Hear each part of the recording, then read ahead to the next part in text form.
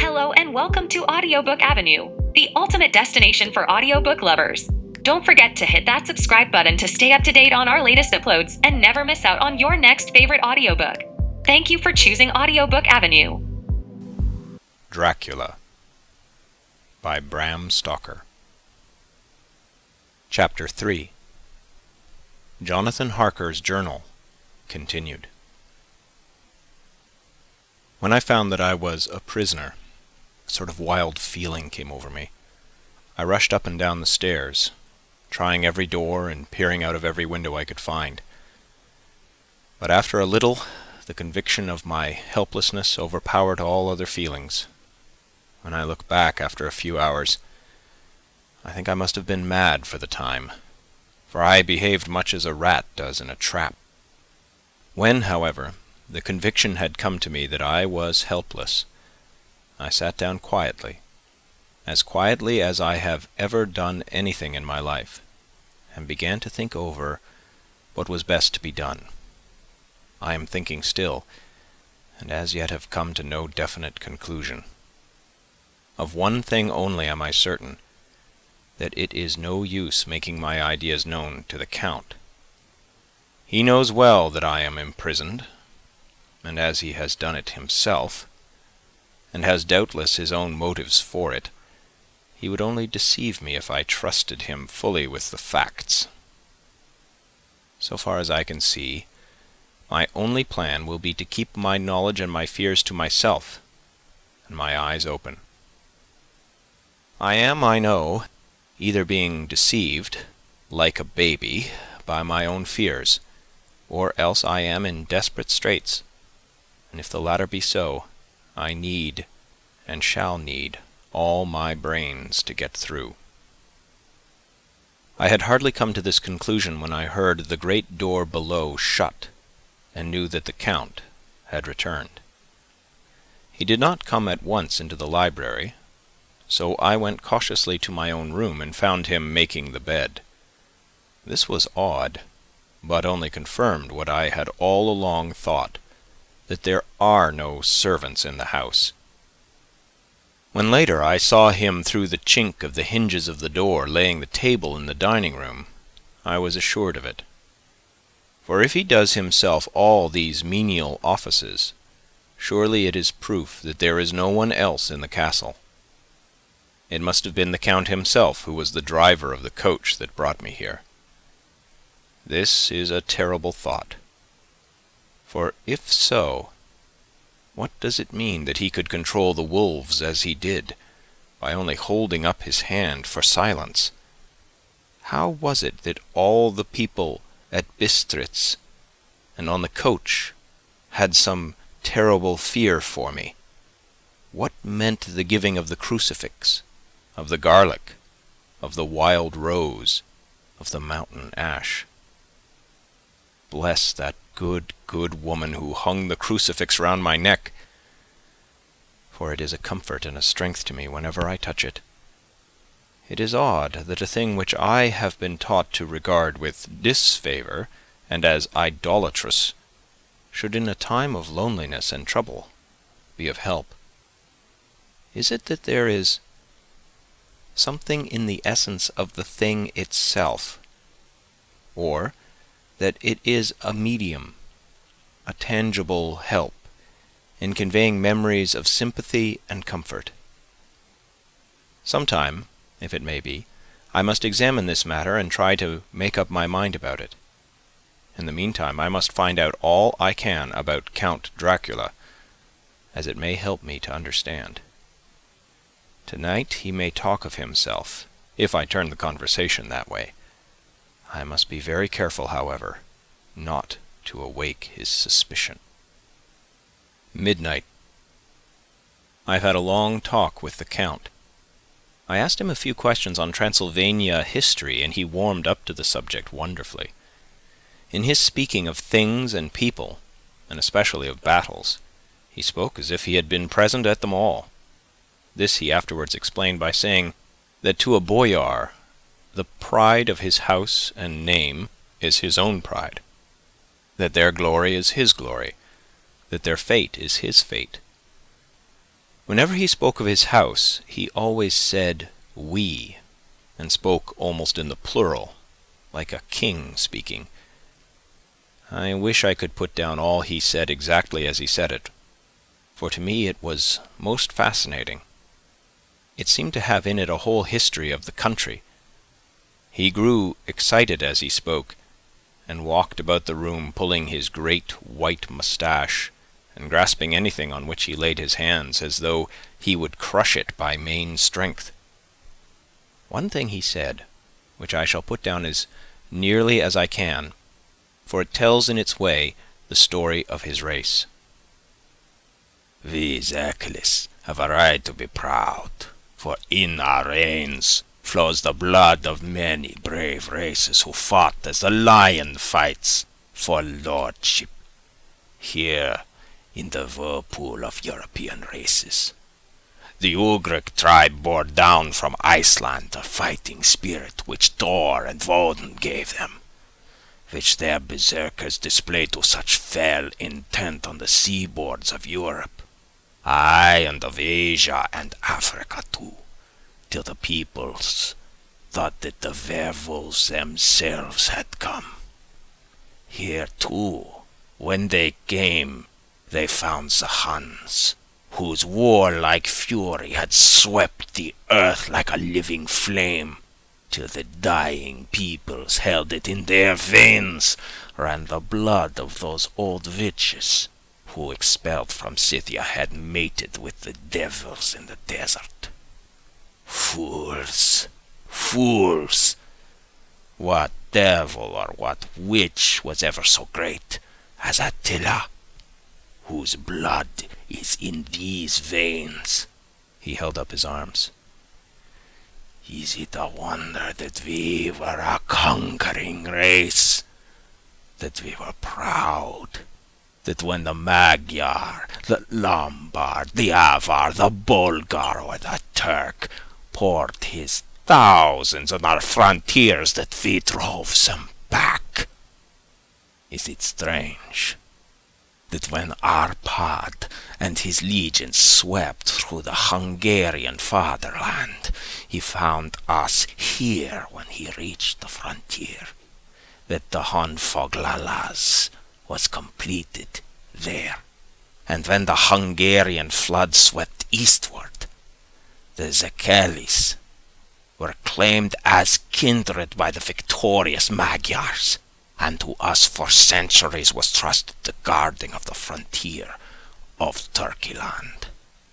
Aye, and more than that, endless duty of the frontier guard, for as the Turks say, water sleeps, and the enemy is sleepless. Who more gladly than we throughout the 4 nations received the bloody sword, or at its warlike call flocked quicker to the standard of the king? When was redeemed that great shame of my nation, the shame of Kosova, when the flags of the Valak and the Magyar went down beneath the crescent? Who was it but one of my own race, who as voivod crossed the Danube and beat the Turk on his own ground? This was a Dracula indeed. Woe was it that his own unworthy brother, when he had fallen, sold his people to the Turk, and brought the shame of slavery on them. Was it not this Dracula, indeed, who inspired that other of his race, who, in a later age, again and again brought his forces over the great river into Turkeyland, who, when he was beaten back, came again and again, though he had to come alone from the bloody field where his troops were being slaughtered, since he knew that he alone could ultimately triumph. They said that he thought only of himself. Bah! What good are peasants without a leader? Where ends the war without a brain and a heart to conduct it? Again, when after the Battle of Mohawks, we threw off the Hungarian yoke, we of the Dracula blood were amongst their leaders. For our spirit would not brook that we were not free. Ah, young sir, the Zekelis and the Dracula, as their heart's blood, their brains and their swords, can boast a record that mushroom growths like the Habsburgs and the Romanovs could never reach. The warlike days are over. Blood is too precious a thing in these days of dishonorable peace, and the glories of the great races are as a tale that is told. It was by this time close on morning, and we went to bed. Memorandum: this diary seems horribly like the beginning of the Arabian Nights, for everything has to break off at cock-crow, or like the ghost of Hamlet's father. 12th of May. Let me begin with facts. Bare, meager facts, verified by books and figures, and of which there can be no doubt. I must not confuse them with experiences, which will have to rest on my own observation or my memory of them. Last evening, when the Count came from his room, he began by asking me questions on legal matters and on the doings of certain kinds of business. I had spent the day wearily over books, and, simply to keep my mind occupied, went over some of the matters I had been examined in at Lincoln's Inn. There was a certain method in the Count's inquiries, so I shall try to put them down in sequence. The knowledge may somehow, or some time, be useful to me. First, he asked if a man in England might have 2 solicitors or more. I told him he might have a dozen if he wished, but that it would not be wise to have more than one solicitor engaged in one transaction, as only one could act at a time, and that to change would be certain to militate against his interest. He seemed thoroughly to understand, and went on to ask if there would be any practical difficulty in having one man to attend, say, to banking, and another to look after shipping, in case local help were needed in a place far from home of the banking solicitor. I asked him to explain more fully, so that I might not by any chance mislead him. So he said, "I shall illustrate. Your friend and mine, Mr. Peter Hawkins, from under the shadow of your beautiful cathedral at Exeter, which is far from London, buys for me through your good self my place at London. Now here let me say frankly, lest you should think it strange that I have sought the services of one so far off from London instead of someone resident there, that my motive was that no local interest might be served, save my wish only, and as one of London residents might, perhaps, have some purpose of himself or friend to serve. I went thus afield to seek my agent, whose labor should be only to my interest. Now, suppose I, who have much of affairs, wish to ship goods, say, to Newcastle or Durham or Harwich or Dover. Might it not be that it could be with more ease be done by consigning to one in these ports?" I answered that certainly it would be most easy, but that we solicitors had a system of agency, one for the other, so that local work could be done locally on instruction from any solicitor, so that the client, simply by placing himself in the hands of one man, could have his wishes carried out by him without further trouble.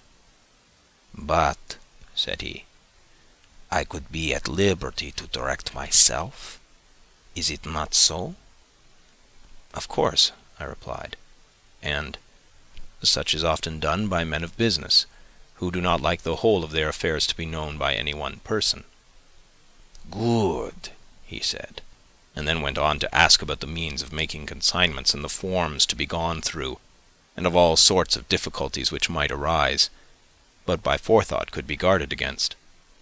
I explained all these things to him to the best of my ability, and he certainly left me under the impression that he would have made a wonderful solicitor, for there was nothing that he did not think of or foresee. For a man who was never in the country, and who did not evidently do much in the way of business, his knowledge and acumen were wonderful. When he had satisfied himself on these points on which he had spoken, and I had verified all as well as I could by the books available, he suddenly stood up and said, "Have you written, since your first letter, to our friend Mr. Peter Hawkins, or to any other?" It was with some bitterness in my heart that I answered that I had not, that as yet I had not seen any opportunity of sending letters to anybody. "Then write now, my young friend," he said, laying a heavy hand on my shoulder. "Write to our friend, and to any other, and say, if it will please you, that you shall stay with me until a month from now." "Do you wish me to stay so long?" I asked, for my heart grew cold at the thought. "I desire it much. Nay, I will take no refusal. When your master, employer, what you will, engaged that someone should come on his behalf, it was understood that my needs only were to be consulted. I have not stinted. Is it not so?" What could I do but bow acceptance? It was Mr. Hawkins' interest, not mine, and I had to think of him, not myself, and besides, while Count Dracula was speaking, there was that in his eyes and in his bearing which made me remember that I was a prisoner, and that if I wished it, I could have no choice. The Count saw his victory in my bow, and his mastery in the trouble of my face, for he began at once to use them, but in his own smooth, resistless way. "I pray you, my good young friend, that you will not discourse of things other than business in your letters.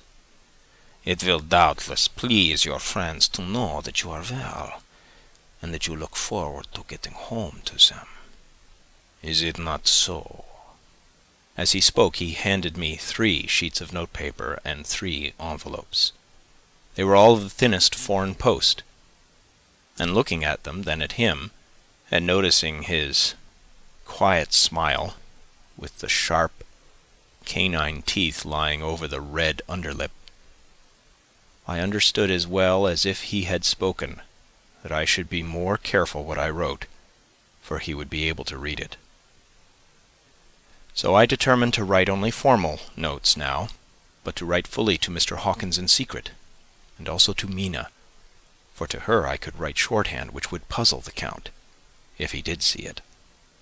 When I had written my 2 letters, I sat quiet, reading a book, whilst the Count wrote several notes, referring as he wrote them to some books on his table. Then he took up my 2, and placed them with his own, and put by his writing materials, after which, the instant the door had closed behind him, I leaned over and looked at the letters, which were face down on the table. I felt no compunction in doing so, for under the circumstances I felt that I should protect myself in every way I could. One of the letters was directed to Samuel F. Billington, No. 7, The Crescent, Whitby, another to Herr Leutner, Varna. The third was to Coutts and Company, London, and the fourth to Herren Klopstock and Billruth, bankers, Budapest. The second and fourth were unsealed. I was just about to look at them when I saw the door-handle move. I sank back in my seat, having just had time to resume my book before the Count, holding still another letter in his hand, entered the room. He took up the letters on the table and stamped them carefully, and then turning to me, said, "I trust you will forgive me, but I have much work to do in private this evening. You will, I hope, find all things as you wish." At the door he turned, and after a moment's pause said, "Let me advise you, my dear young friend. Nay, let me warn you, with all seriousness, that should you leave these rooms, you will not by any chance go to sleep in any other part of the castle. It is old, and has many memories, and there are bad dreams for those who sleep unwisely. Be warned. Should sleep now, or ever overcome you, or be like to do, then haste to your own chamber or to these rooms, for your rest will then be safe. But if you be not careful in this respect, then—" He finished his speech in a gruesome way, for he motioned with his hands as if he were washing them. I quite understood. My only doubt was as to whether any dream could be more terrible than the unnatural, horrible net of gloom and mystery which seemed closing around me. Later, I endorsed the last words written, but this time there is no doubt in question. I shall not fear to sleep in any place where he is not. I have placed the crucifix over the head of my bed. I imagine that my rest is thus freer from dreams, and there it shall remain. When he left me, I went to my room. After a little while, not hearing any sound, I came out and went up the stone stair to where I could look out towards the south. There was some sense of freedom in the vast expanse, inaccessible though it was to me, as compared with the narrow darkness of the courtyard. Looking out on this, I felt that I was indeed in prison, and I seemed to want a breath of fresh air, though it were of the night. I am beginning to feel this nocturnal existence tell on me. It is destroying my nerve. I start at my own shadow and am full of all sorts of horrible imaginings. God knows that there is ground for my terrible fear in this accursed place. I looked out over the beautiful expanse, bathed in soft yellow moonlight, till it was almost as light as day. In the soft light, the distant hills became melted, and the shadows in the valleys and gorges of velvety blackness. The mere beauty seemed to cheer me. There was peace and comfort in every breath I drew. As I leaned from the window, my eye was caught by something moving a story below me and somewhat to my left, where I imagined, from the order of the rooms, that the windows of the Count's own room would look out. The window at which I stood was tall and deep, stone-mullioned, and though weather-worn, was still complete. But it was evidently many a day since the case had been there. I drew back behind the stonework and looked carefully out. What I saw was the Count's head coming out from the window. I did not see the face, but I knew the man by the neck and the movement of his back and arms. In any case, I could not mistake the hands, which I had many opportunities of studying. I was at first interested and somewhat amused, for it is wonderful how small a matter will interest and amuse a man when he is a prisoner. But my very feelings changed to repulsion and terror when I saw the whole man slowly emerge from the window and begin to crawl down the castle wall over the dreadful abyss, face down with his cloak spreading out around him like great wings. At first I could not believe my eyes. I thought it was some trick of the moonlight, some weird effect of shadow. But I kept looking, and it could be no delusion. I saw the fingers and toes grasp the corners of the stones, worn clear of the mortar by the stress of years, and by thus using every projection and inequality, move downwards with considerable speed, just as a lizard moves along a wall. What manner of man is this? Or what manner of creature is it in the semblance of man? I feel the dread of this horrible place overpowering me. I am in fear, in awful fear, and there is no escape for me. I am encompassed about with terrors that I dare not think of. 15th of May. Once more I have seen the Count go out in his lizard fashion.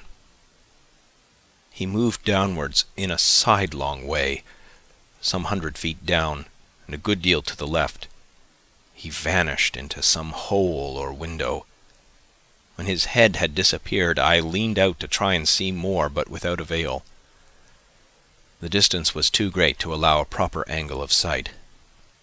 I knew he had left the castle now, and thought to use the opportunity to explore more than I had dared to do as yet. I went back to the room, and taking a lamp, tried all the doors. They were all locked, as I had expected, and the locks were comparatively new. But I went down the stone stairs to the hall where I had entered originally. I found I could pull back the bolts easily enough and unhook the great chains. But the door was locked, and the key was gone. That key must be in the Count's room. I must watch, should his door be unlocked, so that I may get it and escape. I went on to make a thorough examination of the various stairs and passages, and to try the doors that opened from them. 1 or 2 small rooms near the hall were open, but there was nothing to see in them except old furniture, dusty with age and moth-eaten. At last, however, I found one door at the top of the stairway which, though it seemed locked, gave a little under pressure. I tried it harder, and found that it was not really locked, but that the resistance came from the fact that the hinges had fallen somewhat, and the heavy door rested on the floor. Here was an opportunity which I might not have again, so I exerted myself, and with many efforts forced it back so that I could enter. I was now in a wing of the castle further to the right than the rooms I knew, and a story lower down.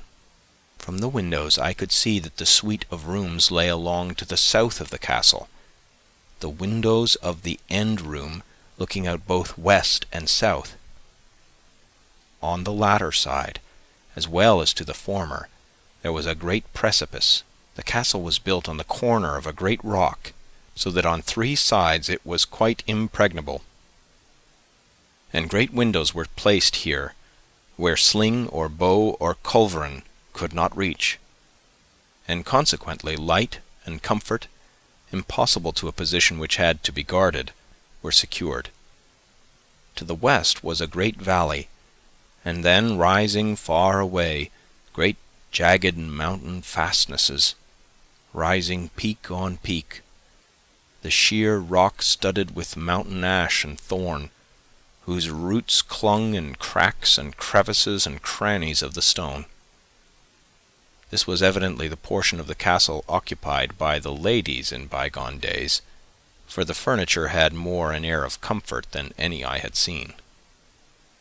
The windows were curtainless, and the yellow moonlight, flooding in through the diamond panes, enabled one to see even colours, whilst it softened the wealth of dust which lay over all and disguised in some measure the ravages of time and moth. My lamp seemed to be of little effect in the brilliant moonlight, but I was glad to have it with me, for there was a dreadful loneliness in the place which chilled my heart and made my nerves tremble. Still, it was better than living alone in the rooms which I had come to hate from the presence of the Count, and after trying a little to school my nerves, I found a soft quietude come over me. Here I am, sitting at a little oak table, where in old times possibly some fair lady sat to pen, with much thought and many blushes, her ill-spelt love letter, and writing in my diary in shorthand all that has happened since I closed it last. It is the 19th century, up to date with a vengeance, and yet, unless my senses deceive me, the old centuries had, and have, powers of their own, which mere modernity cannot kill. Later, the morning of 16th of May. God preserve my sanity, for to this I am reduced. Safety and the assurance of safety are things of the past. Whilst I live on here, there is but one thing to hope for, that I may not go mad, if indeed I be not mad already. If I be sane, and surely it is maddening to think that of all the foul things that lurk in this hateful place, the Count is the least dreadful to me, that to him alone I can look for safety, even though this be only whilst I can serve his purpose.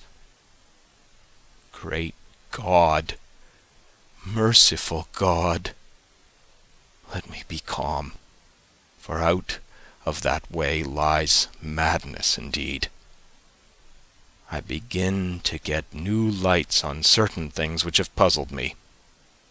Up to now I never quite knew what Shakespeare meant when he made Hamlet say, "My tablets, quick, my tablets, 'tis meet that I put it down," etc. For now, feeling as though my own brain were unhinged, or as if the shock had come which must end in its undoing, I turn to my diary for repose. The habit of entering accurately must help to soothe me. The Count's mysterious warning frightened me at the time. It frightens me more now when I think of it, for in the future he has a fearful hold upon me. I shall fear to doubt what he may say. When I had written in my diary, and had fortunately replaced the book and pen in my pocket, I felt sleepy. The Count's warning came into my mind, but I took pleasure in disobeying it. The sense of sleep was upon me, and with it the obstinacy which sleep brings as outrider. The soft moonlight soothed, and the wide expanse without gave a sense of freedom which refreshed me. I determined not to return tonight to the gloom-haunted rooms, but to sleep here, where of old ladies had sat and sung and lived sweet lives, whilst their gentle breasts were sad for their menfolk away in the midst of remorseless wars. I drew a great couch out of its place near the corner, so that as I lay, I could look at the lovely view to east and south, and unthinking of and uncaring for the dust, compose myself for sleep. I suppose I must have fallen asleep. I hope so, but I fear, for all that followed was startlingly real, so real that now sitting here in the broad, full sunlight of the morning, I cannot in the least believe that it was all sleep. I was not alone. The room was the same, unchanged in any way since I came into it. I could see along the floor, in the brilliant moonlight, my own footsteps marked where I had disturbed the long accumulation of dust. In the moonlight opposite me were 3 young women, ladies by their dress and manner.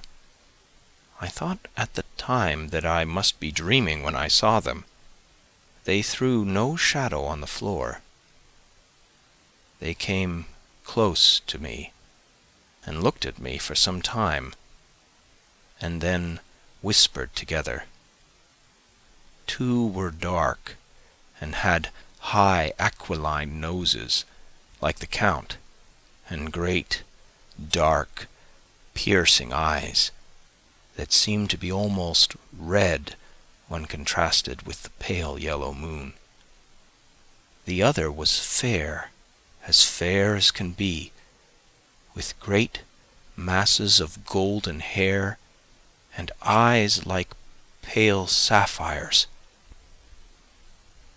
I seemed somehow to know her face, and to know it in connection with some dreamy fear, but I could not recollect at the moment how or where.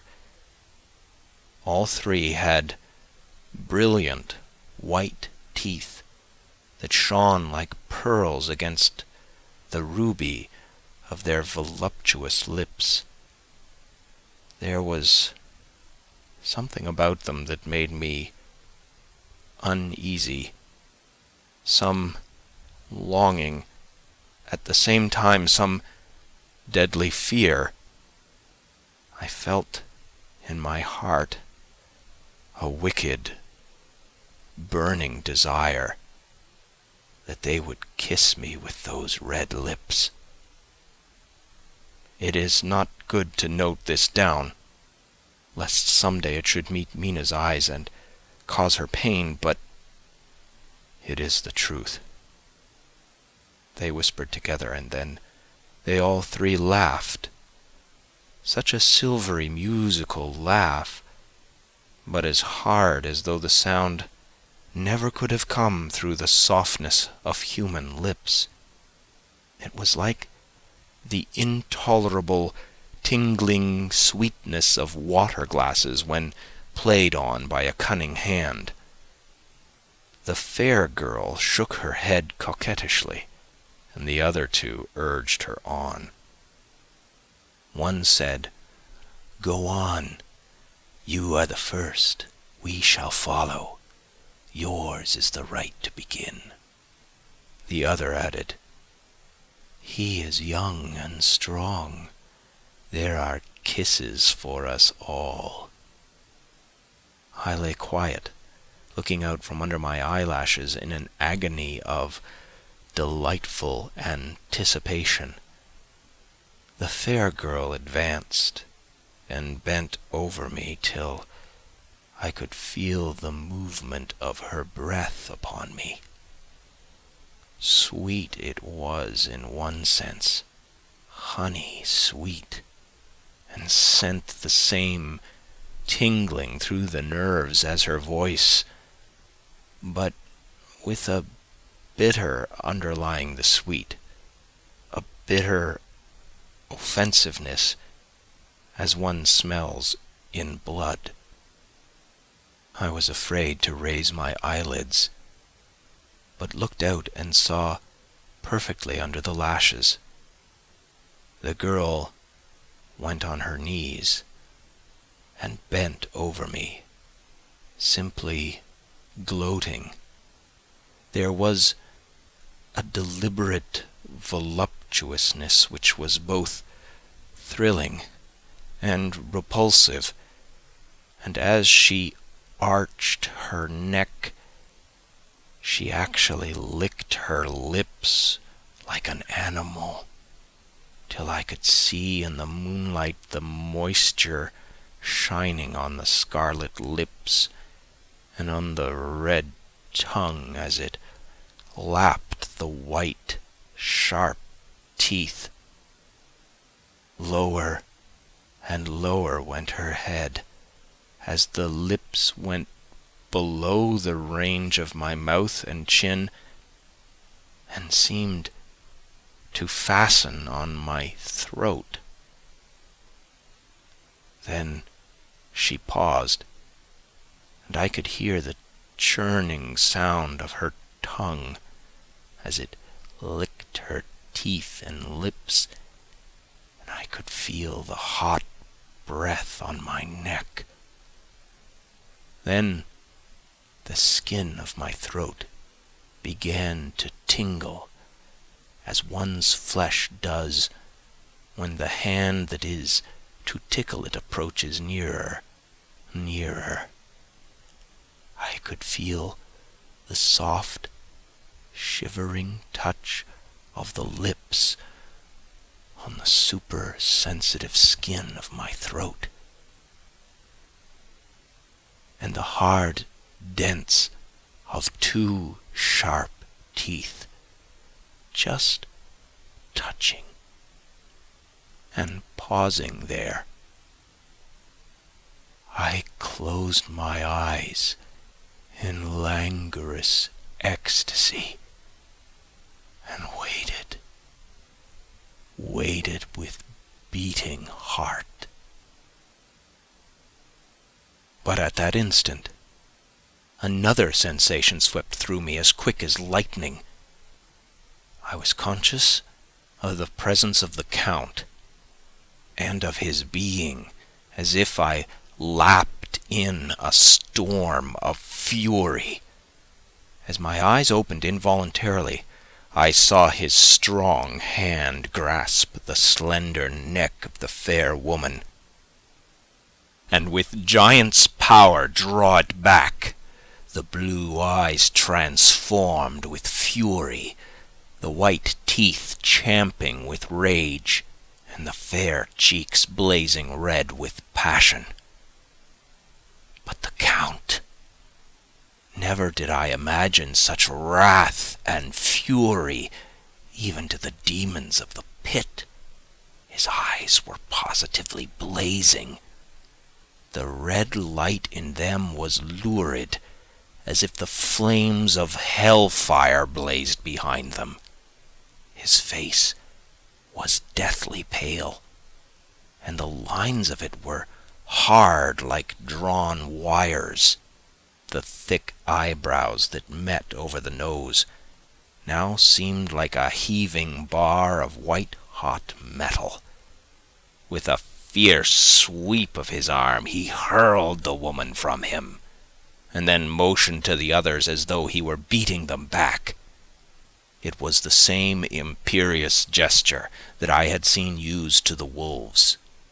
In a voice which, though low and almost in a whisper, seemed to cut through the air and then ring in the room, he said, "How dare you touch him, any of you? How dare you cast eyes on him when I have forbidden it?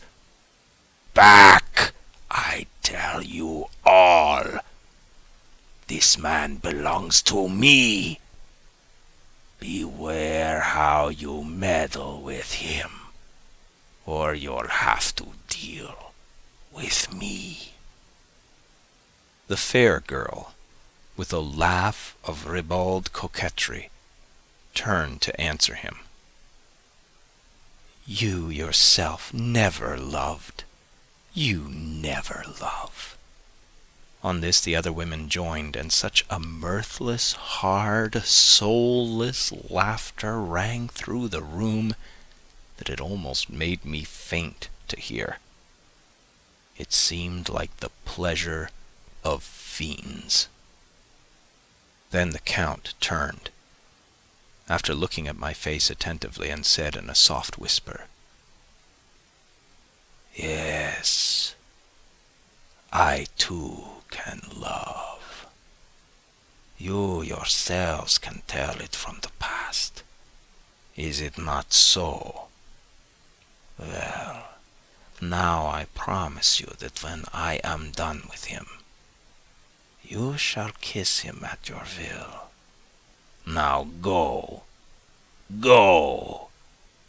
I must awaken him, for there is work to be done. Are we to have nothing tonight? Said one of them, with a low laugh, as she pointed to the bag which he had thrown upon the floor, and which moved as though there were some living thing within it. For answer, he nodded his head. One of the women jumped forward and opened it. If my ears did not deceive me, there was a gasp and a low wail as of a half-smothered child. The women closed round, whilst I was aghast with horror. But as I looked, they disappeared, and with them that dreadful bag. There was no door near them, and they could not have passed me without my noticing. They simply seemed to fade into the rays of the moonlight and pass out through the window, for I could see outside the dim, shadowy forms for a moment before they entirely faded away. Then the horror overcame me, and I sank down unconscious. End of chapter 3. Thank you for listening to the audiobook on at Audiobook Avenue. Don't forget to subscribe to the channel to stay up to date on new releases.